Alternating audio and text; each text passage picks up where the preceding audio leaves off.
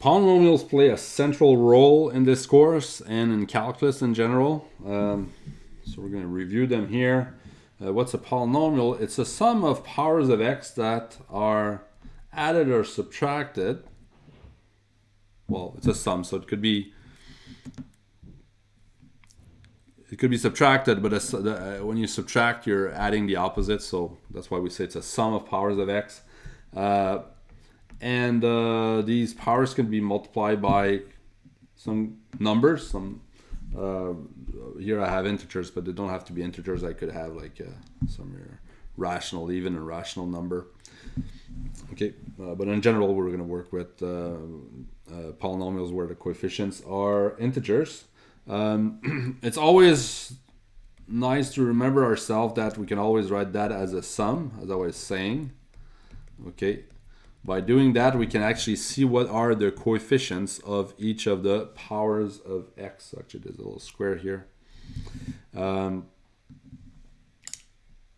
So this is a polynomial that has 4 terms. The highest power of x is 3. In general, okay, here's a general notation for a polynomial of this type, a polynomial where the highest power of x is 3. You can write it as a subscript 3 to the, so this is read as a3x cubed plus a2x squared plus a1x plus a0. 0 because you can think that the power of x here is 0, right? X is 0 would be 1. So that's why we write a0 as its coefficient. Okay, so the coefficients are the AIs. So a3 is the coefficient for the largest power of x, so it's 2. It's also called the leading coefficient. Of course, it'd be a4 if I have a polynomial where the largest power of x is 4. So now, right now, it's a3 because it's the I don't have an x to the 4. A2 is minus 7. A1 is 6, and a0 is minus 1. This is called the constant coefficient because it doesn't multiply in a power of x. Okay. So the idea in these polynomials is that it could replace x as a variable. It could replace x by a value, and that would change the what each term is equal to. But the coefficient, the constant term, okay, which has a constant coefficient, that's not going to change because there's no x in there. That's why we say it's constant. We have terms, different terms for this polynomial. The terms are the coefficients multiplied by their powers, their respective powers. So I've got 1 term, 2 term, 3 term, overall 4 terms. Okay, and we can talk about the degree of the polynomial. What's the degree? It's the highest power of, it's the exponent of the highest power of x. So here 3, because that's the highest power. Okay, x to the 3. That's about it. Let's do an example. If I've got 6p, so already I'm changing the name of the variable. That's okay. We can have polynomials with any variable. So if p is the variable, usually first thing I'm going to do is reorder this so that I go from the largest power of p to the smallest. So like that.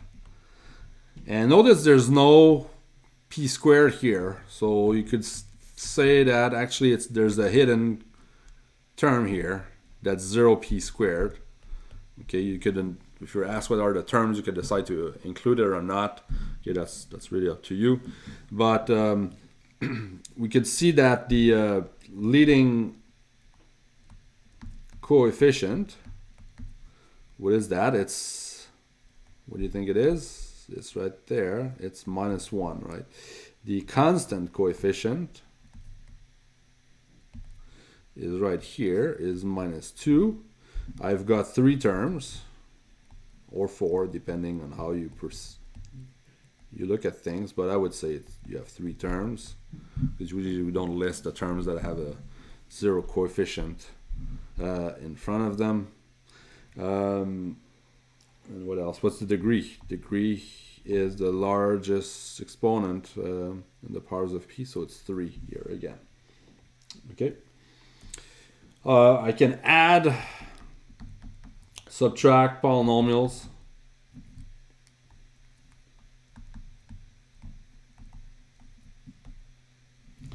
So how does that work? Let's say you've got 3x squared minus 6x plus 1, and you want, let's say, to subtract minus 7x squared. So careful, there's a minus here, plus 3. How does that work?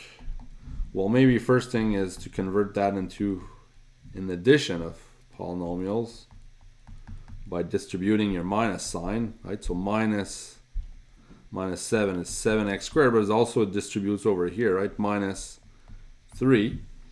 And then you can add your terms. So 3x, so this is basically 3x squared plus 7x squared, so that's going to be 10x squared. So we're going to regroup like terms, that's what we call it. 6x, there are no other terms that include an x, so minus 6x, and 1 minus 3 minus 2. And now we've added the polynomials. Okay. We can multiply polynomials.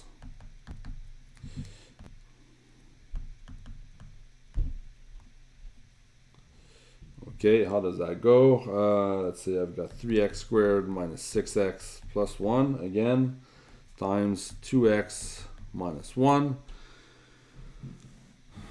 So the way this goes is that this 2x minus 1 will it's going to distribute over every single term that we have here. So just to make sure you understand what's going on, I'm going to convert everything into a sum. So this is minus 6x plus 1, and this is 2x plus minus 1. So when I distribute this guy here over every single term, it's going to be 3x squared times 2x plus minus 1. And then it's going to be plus minus 6x times 2x plus minus 1. And then plus 1 times 2x plus minus 1. And then I distribute again. Like this times this, this times this. So I get 6x cubed minus 3x squared minus 6. Oh, actually, careful. 6 times 2 is 12. So minus 12x squared plus 6x plus 2x minus 1. And I should be careful to not forget my equality signs. I'm going to be very strict about this, putting equality signs between equal expressions. Now I'm going to regroup like terms. So 6x cubed, there's only one term that has a power of x where the exponent is 3. 3x squared minus 12x squared, that's minus 15x squared.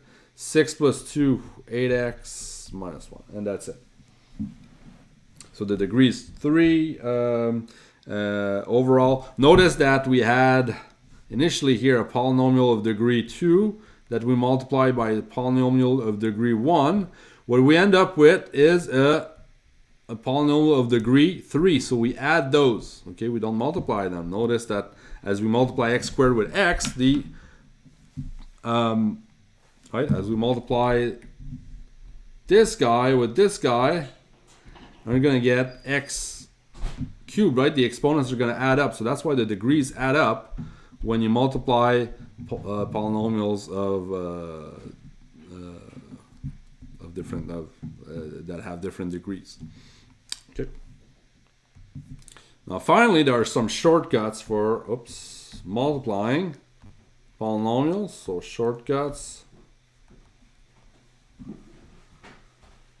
Okay, one of them is this. If I've got a plus b that I squared, so I multiply something by itself, I'm going to get a squared plus 2ab plus b squared.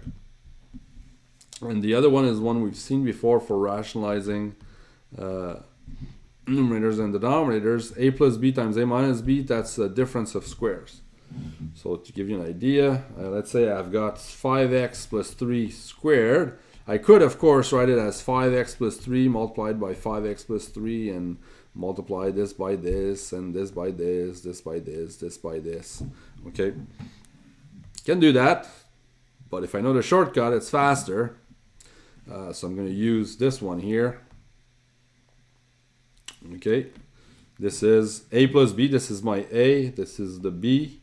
So it's going to be a squared, 25x squared, plus b squared, plus 2 times a times e. So 2 times 5 times 3, that's 30x.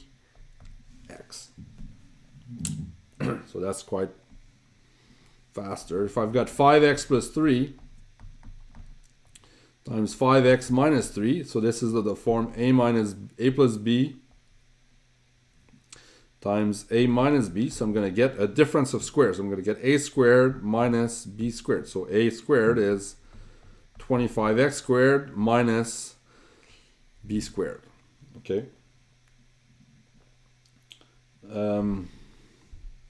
And finally, let's look at polynomials of several variables.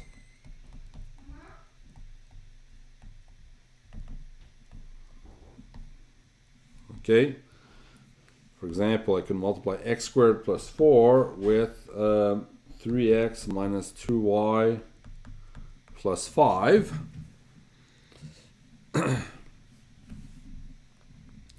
And what do I get? Well, I would multiply, it would be 3x times x squared plus 4 plus minus 2y times x squared plus 4 plus 5 times x squared plus 4, and then you multiply it out. So essentially you multiply out like every term together pairwise.